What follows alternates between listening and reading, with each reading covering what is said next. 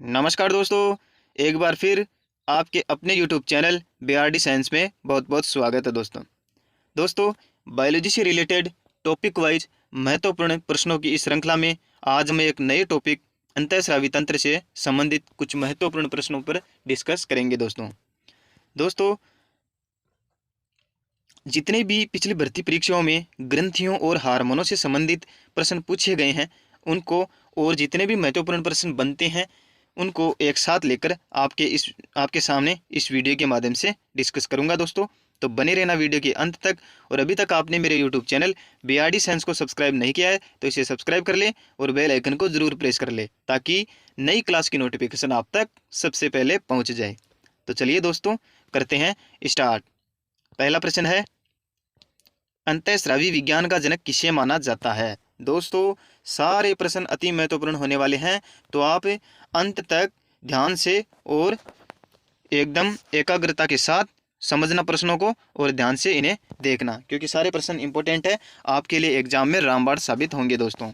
तो चलिए करते हैं स्टार्ट। इसका पहला ऑप्शन है थॉमस एडिसन, स्टार्लिंग, लैंगली या थॉमस यंग। तो दोस्तों, अंतःस्रावी विज्ञान का जनक थॉमस एडिसन को कहा जाता है। थॉमस एडिसन को अंतःस्रावी विज्ञान का जनक माना जाता है। ध्यान रखना दोस्तों, ग्रंथियों और हार्मोन से रिलेटेड जितने भी प्रश्न इंपॉर्टेंट बन रहे हैं उनको इस वीडियो के माध्यम से एक साथ करवा रहा हूं दोस्तों। इनसे बाहर एक भी प्रश्न देखने को नहीं मिलेगा, इतना विश्वास बनाकर रखना दोस्तों और वीडियो के अंत तक बने रहना। और वीडियो कैसा लगे यह कमेंट सेक्शन में अंत में ज़रूर बताना और अपने दोस्तों के साथ इसे शेयर करना। तो चलिए दोस्तों, करते हैं स्टार्ट एक अति महत्वपूर्ण प्रश्नों की श्रृंखला। देखते हैं नेक्स्ट प्रश्न, निम्नलिखित में से कौन सी एक मिश्रित ग्रंथि है। पीनियल ग्रंथि, थाइमस ग्रंथि, अग्नाशय ग्रंथि या पीयूष ग्रंथि। दोस्तों, मिश्रित ग्रंथि से मतलब है जो ग्रंथि अंतःस्रावी और बहिस्रावी दोनों रूप में कार्य करती है। तो दोस्तों, ऐसी ग्रंथि है अग्नाशय ग्रंथि। अग्नाशय ग्रंथि अंतःस्रावी और बहिस्रावी रूप में कार्य करती है। तो दोस्तों, अंतःस्रावी का मतलब हो गया वह ग्रंथि जो अपने स्राव को या अपने हार्मोनों को सीधे रक्त में स्रावित कर देती है, यानी कि नलिकाओं की आवश्यकता नहीं होती है, वह होती है अंतःस्रावी ग्रंथि। और बहिस्रावी ग्रंथि वह होती है जो कि अपने स्राव या हार्मोनों को नलिकाओं के माध्यम से अपने लक्ष्य स्थल तक पहुंचाती है। तो ये एक अग्नाशय ग्रंथि मिश्रित ग्रंथि है जो कि अंतःस्रावी और बहिस्रावी रूप में कार्य करती है। इंपॉर्टेंट कर लेना दोस्तों, ध्यान रखना। देखते हैं नेक्स्ट प्रश्न, लैंग्रहैंस द्वीप समूह की अल्फा कोशिकाओं द्वारा कौन सा हार्मोन स्रावित किया जाता है। अल्फा कोशिकाओं की बात कर रहे हैं दोस्तों, कौन सा हो गया, इंसुलिन, सोमेटोस्टेटिन, ग्लूकागोन या थायरोक्सिन। तो दोस्तों, अल्फा कोशिकाओं के द्वारा ग्लूकागोन हार्मोन का स्रावण किया जाता है। ध्यान रखना दोस्तों, किसका किया जाता है, ग्लूकागोन हार्मोन का स्रावण किया जाता है अल्फा सेल्स के द्वारा, और बीटा सेल्स के द्वारा इंसुलिन का स्रावण किया जाता है, और डेल्टा सेल्स के द्वारा सोमेटोस्टेटिन हार्मोन का श्रावण किया जाता है। इससे 3 प्रश्न याद हो गए दोस्तों, आपको ध्यान रखना, इंपॉर्टेंट कर लेना, तीनों को ध्यान रखना। बीटा सेल्स से इंसुलिन, सोमेटोस्टेटिन का श्रावण करती है डेल्टा सेल्स, अल्फा सेल्स करती है ग्लूकागोन का। ओके, देखते हैं नेक्स्ट प्रश्न, सर्वप्रथम खोजा गया हार्मोन कौन सा है, सोमेटोस्टेटिन, सीक्रेटिन, टेस्टोस्टेरोन या इंसुलिन। तो दोस्तों, सबसे पहले खोजा गया हार्मोन है सीक्रेटिन। ध्यान रखना दोस्तों, सीक्रेटिन हार्मोन सर्वप्रथम खोजा गया हार्मोन है। देखते हैं नेक्स्ट प्रश्न, निम्नलिखित में से कौन सा हार्मोन वृद्धि को रोककर मंदक प्रभाव दर्शाता है, इंसुलिन, सोमेटोस्टेटिन, ग्लूकागोन या सीक्रेटिन। तो दोस्तों, इसमें से आंसर हो जाएगा बी, यानी कि सोमेटोस्टेटिन हार्मोन वृद्धि को रोककर मंदक प्रभाव दर्शाता है। ध्यान रखना दोस्तों। देखते हैं नेक्स्ट प्रश्न, निम्नलिखित में से किसको अंतःस्रावी तंत्र का सुप्रीम कमांडर कहा जाता है, यानी कि दोस्तों हेडमास्टर ग्रंथि किसको कहा जाता है, पीनियल ग्रंथि को, यकृत को, हाइपोथैलेमस को या थैलेमस को। तो दोस्तों, अंतःस्रावी तंत्र का सुप्रीम कमांडर कहा जाता है हाइपोथैलेमस को। ध्यान रखना दोस्तों, हाइपोथैलेमस को सुप्रीम कमांडर कहा जाता है। देखते हैं नेक्स्ट प्रश्न, अनुकंपी तंत्र किस ग्रंथि के साथ में मिलकर विपरीत परिस्थितियों से लड़ने हेतु हमारे शरीर में परिवर्तन प्रेरित करता है। तो दोस्तों, क्या आंसर होगा इसका, क्या पीयूष ग्रंथि, पैराथायराइड ग्रंथि, एड्रिनल ग्रंथि या थाइमस ग्रंथि। तो दोस्तों, इसका राइट आंसर होगा एड्रिनल ग्रंथि। एड्रिनल ग्रंथि अनुकंपी तंत्र के साथ मिलकर विपरीत परिस्थितियों में लड़ने हेतु शरीर में परिवर्तन प्रेरित करती है। ध्यान रखना दोस्तों। दोस्तों साथ साथ में आप खुद आंसर देने की कोशिश करना और अंत में बताना कितने प्रश्न सही हो रहे हैं। दोस्तों व्याख्या सहित आपको 75+ प्रश्न करवा दूंगा और सारे इंपॉर्टेंट है दोस्तों। देखते हैं नेक्स्ट प्रश्न। निम्नलिखित में से कौन सा हार्मोन एमिनो अम्लों से व्युत्पन्न हार्मोन है? LH, एस्ट्रोजन, थायरोक्सिन या उपरोक्त सभी? निम्नलिखित में से एमिनो अम्लों से व्युत्पन्न हार्मोन कौन सा है दोस्तों? इसका राइट आंसर होगा थायरोक्सिन। थायरोक्सिन हार्मोन एमिनो अम्लों से व्युत्पन्न हार्मोन है। ये भी कई बार पूछा गया एग्जाम में दोस्तों, ध्यान रखना। एमिनो अम्लों से व्युत्पन्न हार्मोन कौन सा है? थायरोक्सिन। ओके, पूछा जाएगा एग्जाम में, पूरी संभावना है। देखते हैं नेक्स्ट प्रश्न। पीयूष ग्रंथि की मध्य पाली से स्रावित हार्मोन कौन सा है? LH, MSH, ADH या STH? तो दोस्तों पीयूष ग्रंथि की मध्य पाली से स्रावित हार्मोन कौन सा है? MSH यानी कि मेलेनोसाइट प्रेरक हार्मोन। मेलेनोसाइट उत्प्रेरक हार्मोन या मेलेनोसाइट उद्दीपक हार्मोन पीयूष ग्रंथि की मध्य पाली से स्रावित होने वाला हार्मोन है। देखते हैं नेक्स्ट प्रश्न। निम्नलिखित में से किस हार्मोन की अधिकता से एक्रोमीगेलिन नामक रोग हो जाता है? TSH, STH, FSH या LH? तो दोस्तों एक्रोमीगेली रोग हो जाता है STH की अधिकता से। किसकी अधिकता से? STH की अधिकता से एक्रोमीगेली नामक रोग हो जाता है। आंसर हो जाएगा B, STH। ओके, देखते हैं नेक्स्ट प्रश्न। STH हार्मोन की कमी से कौन सा रोग हो जाता है? कमी से पूछ रहे हैं दोस्तों। एक्रोमीगेली STH हार्मोन की अधिकता से होता है, अधिकता से, है ना दोस्तों। और कमी से होने वाला रोग कौन सा इनमें से? इटिलियोसिस, भीमकायता या काइफोसिस? दोस्तों काइफोसिस को लोकल लैंग्वेज में या सामान्य भाषा में कहते हैं, काइफोसिस को कुबड़ कहते हैं। और इटिलियोसिस STH हार्मोन की कमी से होने वाला रोग है। इटिलियोसिस STH की कमी से होने वाला रोग। ओके दोस्तों, इन दोनों प्रश्नों को ध्यान में रखना। देखते हैं नेक्स्ट प्रश्न। मानव शरीर की सबसे छोटी ग्रंथि कौन सी है? थाइमस ग्रंथि, पीयूष ग्रंथि, हाइपोथैलेमस ग्रंथि या थायराइड ग्रंथि? तो दोस्तों मानव शरीर की सबसे छोटी ग्रंथि हो जाती है पीयूष ग्रंथि। पीयूष ग्रंथि मटर के दाने के आकार की होती है। ये भी कई बार पूछ लिया जाता है दोस्तों कि निम्नलिखित में से कौन सी मटर के दाने के आकार की ग्रंथि है ना दोस्तों? मटर के दाना के समान होती है। ये भी इंपॉर्टेंट कर लेना। देखते हैं नेक्स्ट प्रश्न। इसका राइट आंसर हो जाएगा पीयूष ग्रंथि सबसे छोटी ग्रंथि है मटर के दाने के आकार की। देखते हैं नेक्स्ट प्रश्न। LH हार्मोन के संबंध में कौन सा कथन सत्य है? यह एक तंत्रिका हार्मोन है, यह ग्रेफिन पुटिका से स्रावित होता है, यह वृषण में लीडिंग कोशिकाओं को टेस्टोस्टेरोन के स्रावण के लिए प्रेरित करता है, या उपरोक्त सभी? तो दोस्तों LH हार्मोन के संबंध में सही कथन का चुनाव करना है। तो यह तंत्रिका हार्मोन नहीं है दोस्तों, यह ग्रेफिन पुटिका से स्रावित नहीं होता है। इसका ये दोनों ऊपर वाले गलत हो गए, तो डी ऑप्शन वैसे ही गलत हो गया। तो इसका राइट आंसर है C, क्योंकि LH हार्मोन वृषण में लीडिंग कोशिकाओं को टेस्टोस्टेरोन के लिए स्रावण के लिए प्रेरित करता है। ये पूछा जाता है एग्जाम में दोस्तों, इंपॉर्टेंट कर लेना। देखते हैं नेक्स्ट प्रश्न। FSH यानी कि फोलिकल प्रेरक हार्मोन के संदर्भ में सत्य कथन का चुनाव करना है हमें। पहला ऑप्शन है यह गोनेडोट्रोपिक हार्मोन है, बिल्कुल सही है दोस्तों। यह हार्मोन पीयूष ग्रंथि द्वारा स्रावित किया जाता है, ये भी सही है दोस्तों। यह मादा में अंडाशय पुटिकाओं के निर्माण को प्रेरित तथा इन पुटिकाओं से एस्ट्रोजन का स्रावण भी करता है, ये भी कथन सत्य है दोस्तों। तो ये तीनों सही है। इसका राइट आंसर होगा D, उपरोक्त सभी कथन FSH के संबंध में सत्य हैं। देखते हैं नेक्स्ट प्रश्न। निम्नलिखित में से कौन सा हार्मोन रक्त में आयोडीन के अवशोषण को बढ़ाता है? LH, FSH, TSH या STH? तो दोस्तों आयोडीन के अवशोषण की बात आ जाती है तो आंसर हो जाएगा TSH। ओके दोस्तों, TSH। देखते हैं नेक्स्ट प्रश्न। निम्नलिखित में से कौन सा हार्मोन एड्रिनल ग्रंथि के कोर्टेक्स भाग से हार्मोन के स्रावण को प्रेरित करता है? LH, ACTH, ऑक्सीटोसिन या थायरोक्सिन? तो दोस्तों इसका राइट आंसर होगा B, ACTH हार्मोन एड्रिनल ग्रंथि के कोर्टेक्स भाग से हार्मोन के प्रेरित करने के लिए उत्तरदायी होता है। देखते हैं नेक्स्ट प्रश्न। निम्नलिखित में से किस हार्मोन को लेक्टोजेनिक हार्मोन भी कहा जाता है? गोनेडोट्रोपिन हार्मोन, मेमोट्रोपिन या मातृत्व हार्मोन, मेलेनोट्रोपिन या उपरोक्त में से कोई नहीं? तो दोस्तों इसका राइट आंसर होगा मेमोट्रोपिन या मातृत्व हार्मोन को लेक्टोजेनिक हार्मोन भी कहा जाता है। इसका राइट आंसर है B, मेमोट्रोपिन या मातृत्व हार्मोन को क्या कहा जाता है? लेक्टोजेनिक हार्मोन कहा जाता है। देखते हैं नेक्स्ट प्रश्न। सी सेल्स पाई जाती है यकृत में, थायराइड ग्रंथि में, पीनियल काय में या अंडाशय में? तो दोस्तों सी सेल्स पाई जाती है थायराइड ग्रंथि में। ओके दोस्तों, थायराइड ग्रंथि में सी सेल्स पाई जाती है। देखते हैं नेक्स्ट प्रश्न। थायराइड पुट्टिकाओं द्वारा स्रावित हार्मोन कौन सा है?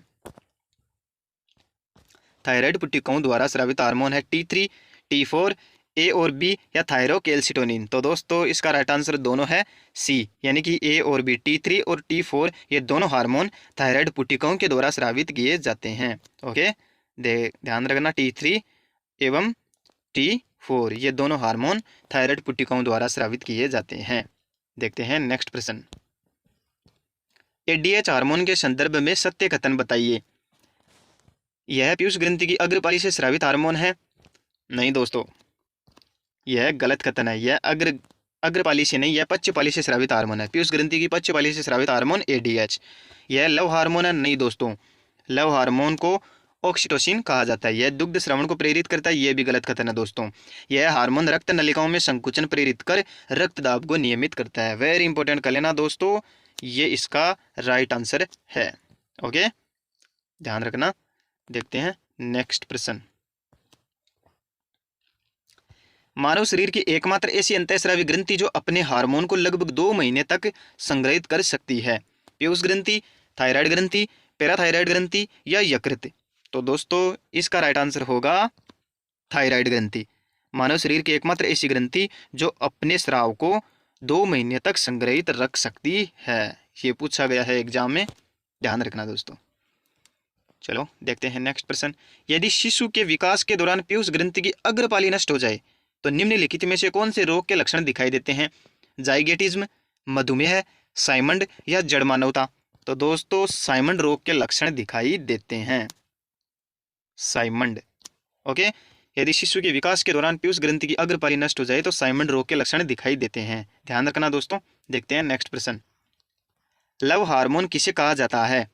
प्रोजेस्टेरोन, एस्ट्रोजन, ऑक्सीटोसिन या कैल्सिटोनिन? तो दोस्तों अभी अभी हमने डिस्कस किया है, लव हार्मोन ऑक्सीटोसिन को कहा जाता है। ऑक्सीटोसिन को लव हार्मोन कहा जाता है। दोस्तों वीडियो को अपने दोस्तों के साथ ज़्यादा से ज़्यादा शेयर करना और कमेंट में ज़रूर बताना कैसा है वीडियो। देखते हैं नेक्स्ट प्रश्न। प्रश्नों का स्तर, प्रश्नों की प्रकृति कैसी है, कमेंट में ज़रूर बताना दोस्तों। निम्नलिखित में से कौन सा हार्मोन मेंढक के कायांतरण में सहायक होता है? Parathyroid hormone, thyroxine hormone, oxytocin या वेसोप्रेसिन? मेंढक के कायांतरण में सहायक हार्मोन है दोस्तों थायरोक्सिन। कौन सा है? Thyroxine hormone. ध्यान रखना, थायरोक्सिन हार्मोन मेंढक के कायांतरण में सहायक होता है। देखते हैं नेक्स्ट प्रश्न। हेसल्स कणिकाएं पाई जाती है पीनियल ग्रंथि में, थाइमस ग्रंथि में, वृषण में या अंडाशय में? तो दोस्तों हेसल्स कणिकाएं पाई जाती है थाइमस ग्रंथि में। किसमें? थाइमस ग्रंथि में हेसल्स कणिकाएं पाई जाती है। देखते हैं नेक्स्ट प्रश्न। बाल्यावस्था ग्रंथि कौन सी है? पीयूष ग्रंथि, थाइमस ग्रंथि, थायराइड ग्रंथि या एड्रिनल ग्रंथि? बाल्यावस्था ग्रंथि कौन सी है दोस्तों? तो इसका राइट आंसर हो जाएगा थाइमस ग्रंथि। जैसे जैसे उम्र बढ़ती है दोस्तों ये थाइमस ग्रंथि का ह्रास होने लगता है और प्रतिरोध क्षमता कम होने लगती है। ओके, ध्यान रखना। देखते हैं नेक्स्ट प्रश्न। पीनियल काय द्वारा स्रावित हार्मोन कौन सा है? दुग्ध हार्मोन, लव हार्मोन, निद्रा हार्मोन या तनाव हार्मोन? तो दोस्तों पीनियल काय द्वारा स्रावित हार्मोन है निद्रा हार्मोन, जिसे मेलेटोनिन हार्मोन कहा जाता है। निद्रा हार्मोन को मेलेटोनिन हार्मोन कहा जाता है दोस्तों। मेलेटोनिन। देखते हैं नेक्स्ट प्रश्न। मेलेटोनिन हार्मोन निद्रा हार्मोन होता है जो कि पीनियल बॉडी द्वारा स्रावित किया जाता है। देखते हैं नेक्स्ट प्रश्न। पैराथायराइड ग्रंथि के संदर्भ में सत्य कथन है। यह मस्तिष्क के एपिथैलेमस भाग से जुड़ी रहती है? नहीं दोस्तों, ये गलत कथन है। यह सेम के बीज के आकार की होती है? ये भी गलत कथन है दोस्तों। इससे स्रावित हार्मोन सेरोटोनिन होता है? ये भी गलत है। यह हार्मोन, इससे स्रावित हार्मोन पैराथ हार्मोन होता है दोस्तों, जो कि अस्थियों में उपस्थित कैल्शियम को रक्त में स्थानांतरित करता है। ये इंपॉर्टेंट कथन है, ध्यान रखना। इसका राइट आंसर होगा डी, पैराथायराइड ग्रंथि से संदर्भ में सत्य कथन। देखते हैं नेक्स्ट प्रश्न। 4S ग्रंथि किसे कहा जाता है? यकृत को, अंडाशय को, एड्रिनल को, वृषण को? तो दोस्तों 4S ग्रंथि एड्रिनल को कहा जाता है। 4S मतलब 4 कार्य होते हैं इसमें, जैसे कि सोल्ट इरिटेशन का, शर्करा का और स्ट्रेस का। इसके अलावा कुल मिलाकर 4 प्रकार के कार्य करता है ये ग्रंथि। तो एड्रिनल ग्रंथि इसका राइट आंसर हो जाएगा। एड्रिनल ग्रंथि को 4S ग्रंथि कहा जाता है। ओके दोस्तों, देखते हैं नेक्स्ट प्रश्न। निम्नलिखित में से कौन से रोग में नर में मादा के समान लक्षण दिखाई देते हैं? विरलिज्म, गायनेकोगोमेस्टिया, एडिसन या कुशिंग? तो दोस्तों गायनेकोगोमेस्टिया में नर में मादा के समान लक्षण दिखाई देते हैं, ध्यान रखना। देखते हैं नेक्स्ट प्रश्न। एड्रिनल ग्रंथि कहाँ पाई जाती है? वक्ष में, मस्तिष्क में, किडनी के ऊपर या गले में? तो दोस्तों एड्रिनल ग्रंथि पाई जाती है वृक्क के ऊपर, इसलिए इसे अधिवृक्क ग्रंथि भी कहा जाता है। ओके दोस्तों, ध्यान रखना, ये भी कई बार पूछा जाता है। नॉर्मल प्रश्न मानकर हम कन्फ्यूजन के चक्कर में गलत कर देते हैं। देखते हैं नेक्स्ट प्रश्न। एड्रिनल ग्रंथि के मेडुला भाग से स्रावित हार्मोन कौन सा है? एंड्रोजन, एस्ट्रोजन, कोर्टिसोल या एड्रिनलिन? तो दोस्तों एड्रिनल ग्रंथि के मध्य भाग यानी कि मेडुला भाग से स्रावित हार्मोन होता है एड्रिनलिन। कौन सा होता है? एड्रिनलिन हार्मोन मेडुला भाग से स्रावित होने वाला हार्मोन है। देखते हैं नेक्स्ट प्रश्न। कोर्टिसोल की अधिकता से होने वाला रोग है? कुशिंग, कॉन्स या एडिसन या विरलिज्म? तो दोस्तों कोर्टिसोल की अधिकता से होने वाला रोग होता है कुशिंग रोग। कौन सा होता है? कुशिंग रोग कोर्टिसोल की अधिकता से होने वाला रोग है। देखते हैं नेक्स्ट प्रश्न। एल्डोस्टेरोन हार्मोन का कार्य है रक्त में ग्लूकोज की मात्रा को बढ़ाना, हृदय दर को बढ़ाना, रक्त में Na+ आयन की मात्रा को बढ़ाना या प्रतिरोधक क्षमता को कम करना? तो दोस्तों एल्डोस्टेरोन हार्मोन रक्त में Na+ आयन की मात्रा बढ़ाता है। ध्यान रखना दोस्तों, कथन के माध्यम से यह प्रश्न पूछा जा सकता है। तो ध्यान रखना, एल्डोस्टेरोन हार्मोन रक्त में Na+ आयन की मात्रा बढ़ाता है। देखते हैं नेक्स्ट प्रश्न 35। मानव शरीर में कौन सी अंतःस्रावी ग्रंथि अस्थायी होती है? पीनियल ग्रंथि, तंत्रिका स्रावी पिंड, पित्तक पिंड या अंडाभ पिंड? तो दोस्तों एक ऐसी अंतःस्रावी ग्रंथि जो अस्थायी होती है, पित्तक पिंड अस्थायी अंतःस्रावी ग्रंथि होती है दोस्तों। अंडोत्सर्ग के दौरान उत्पन्न होता है पित्तक पिंड, जो कि एक अंतःस्रावी ग्रंथि के रूप में कार्य करता है, जिसे कार्पस ल्यूटियम भी कहा जाता है। ओके, देखते हैं नेक्स्ट प्रश्न। हमारे शरीर की 24 घंटे की लयबद्धता जैसे सोना जागना चक्र किस हार्मोन द्वारा नियमित होता है? मेलेटोनिन, कैल्सिटोनिन, प्रोलेक्टिन या एड्रिनलिन? तो दोस्तों इसका राइट आंसर होगा मेलेटोनिन। सोना जागरण जैसी क्रिया मेलेटोनिन के द्वारा नियंत्रित होती है। ध्यान रखना, यह भी पूछा गया एग्जाम में, पूछा जा सकता है। सारे प्रश्न अति महत्वपूर्ण है दोस्तों, कोई भी प्रश्न फालतू का नहीं बनाया है दोस्तों, बिना फालतू। ओके, देखते हैं नेक्स्ट प्रश्न। हार्मोन क्रिया में निम्नलिखित में से कौन सा एक द्वितीय संदेशवाहक नहीं होता है? एक के अलावा बाकी तीनों द्वितीय संदेशवाहक होते हैं दोस्तों, कौन सा है जो नहीं होता है? हमें गलत कथन देखना है। CGMP द्वितीय संदेशवाहक होता है दोस्तों, कैल्शियम भी होता है, सोडियम नहीं होता है दोस्तों, CAMP भी होता है। तो सोडियम इसका राइट आंसर होगा, नहीं होता है। बाकी संदेशवाहक के रूप में, द्वितीय संदेशवाहक के रूप में इन तीनों को आप ध्यान में रखना, इंपोर्टेंट कर लेना, पूछा जाता है एग्जाम में। देखते हैं नेक्स्ट प्रश्न। रासायनिक दृष्टि से हार्मोन क्या होते हैं? केवल प्रोटीन, स्टेरॉयड और जैवजनिक एमीन, केवल स्टेरॉयड या केवल जैवजनिक एमीन? तो दोस्तों इसका राइट आंसर होगा, रासायनिक दृष्टि से हार्मोन प्रोटीन होते हैं, स्टेरॉयड होते हैं या जैवजनिक एमीन होते हैं। तीनों रूप में हो सकते हैं रासायनिक दृष्टि से हार्मोन। ओके, देखते हैं नेक्स्ट प्रश्न। मुख्य रूप से कौन से प्रकार के हार्मोन मानव में मासिक चक्र को नियंत्रित करते हैं?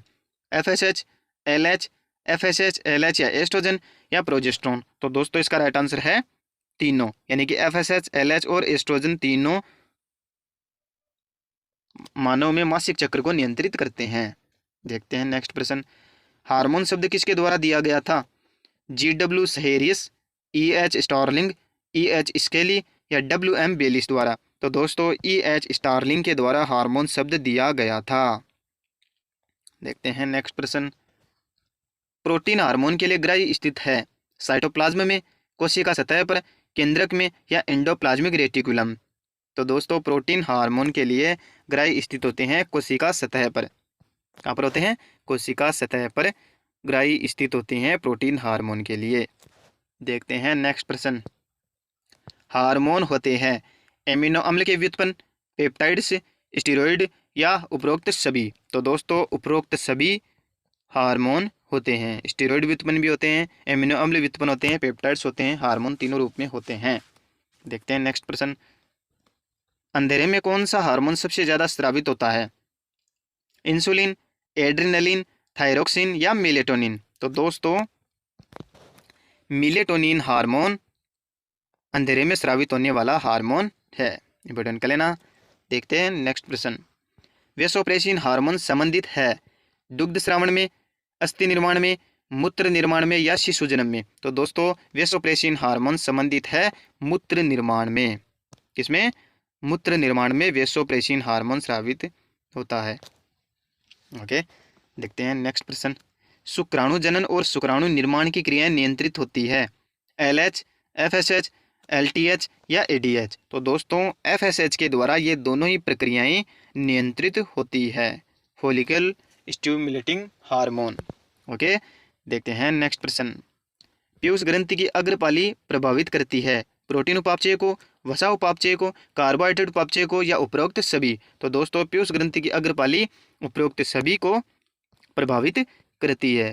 ओके, इसका राइट आंसर होगा उपरोक्त सभी। देखते हैं नेक्स्ट प्रश्न।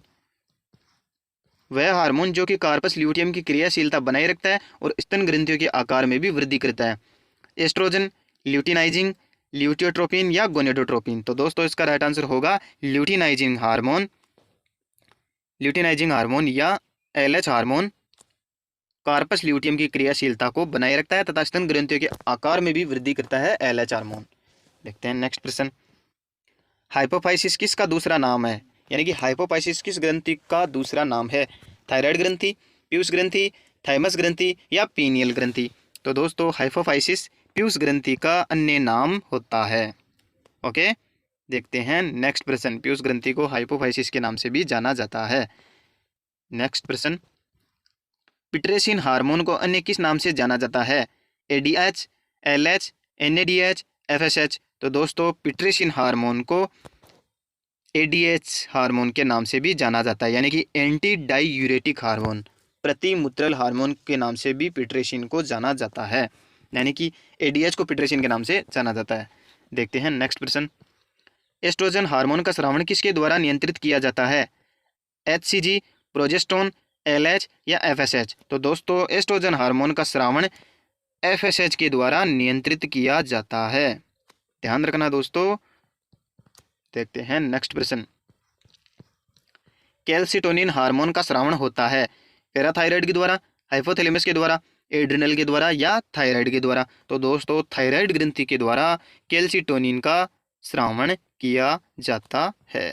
ये भी इंपॉर्टेंट करना दोस्तों। सारे प्रश्न अति महत्वपूर्ण है दोस्तों, इनसे बाहर आपको देखने को नहीं मिलेगा। एग्जाम में घुमा के पूछ लिया जाएगा, लेकिन इनसे संबंधित ही प्रश्न होंगे दोस्तों। इन्हीं प्रश्नों को घुमा के पूछा जा सकता है, तो आप सारे प्रश्नों को ध्यान से देखना और समझना। देखते हैं नेक्स्ट प्रश्न।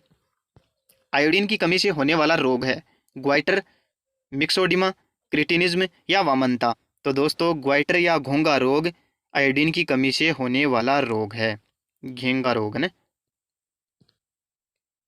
घेंगा रोग आयोडीन की कमी से होने वाला रोग है। ओके, देखते हैं नेक्स्ट प्रश्न।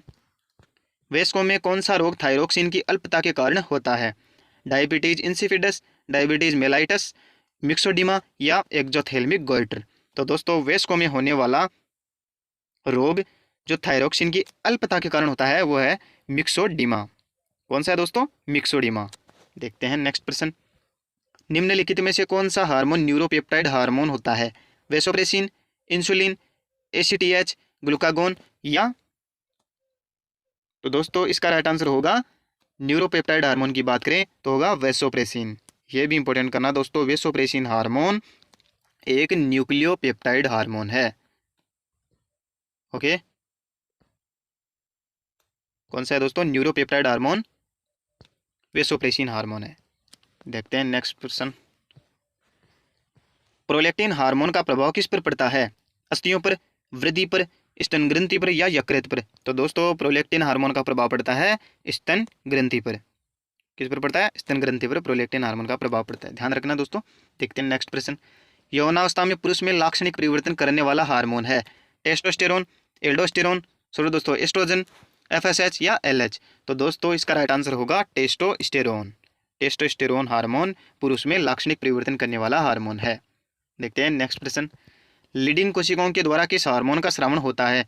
एस्ट्रोजन, प्रोजेस्टेरोन, टेस्टोस्टेरोन या एल्डोस्टेरोन? तो दोस्तों टेस्टोस्टेरोन का स्रावण लीडिंग कोशिकाओं के द्वारा किया जाता है, ध्यान रखना दोस्तों। लीडिंग कोशिकाओं के द्वारा टेस्टोस्टेरोन का स्रावण किया जाता है। देखते हैं नेक्स्ट प्रश्न। शिशु के जन्म के समय किस हार्मोन का स्रावण होता है? प्रोजेस्टेरोन, ऑक्सीटोसिन, रिलैक्सिन या एंड्रोजन? तो दोस्तों रिलैक्सिन हार्मोन का स्रावण शिशु के जन्म के समय होता है, जो कि गर्भाशय में संकुचन प्रेरित करता है, ग्रीवा भाग में संकुचन प्रेरित करता है, जिससे प्रसव आसानी से हो पाता है जन्म के समय। यह भी पूछा गया है एग्जाम में, तो आप ध्यान रखना। देखते हैं नेक्स्ट प्रश्न। जीवन रक्षक हार्मोन किसके द्वारा स्रावित किया जाता है? एड्रिनल ग्रंथि से, अग्नाशय ग्रंथि से, पीयूष ग्रंथि से या थायराइड ग्रंथि से? तो दोस्तों इसका राइट आंसर होगा एड्रिनल ग्रंथि से। एड्रिनल ग्रंथि से जीवन रक्षक हार्मोन स्रावित किया जाता है। देखते हैं नेक्स्ट प्रश्न। कौन सा हार्मोन ग्लाइकोजन निर्माण की दर, वाहिनियों में रुधिर की मात्रा तथा हृदय स्पंदन की दर को बढ़ाता है? इंसुलिन, ग्लूकागोन, एड्रिनलिन या FSH? तो दोस्तों इन सब का राइट आंसर है एड्रिनलिन। Adrenaline hormone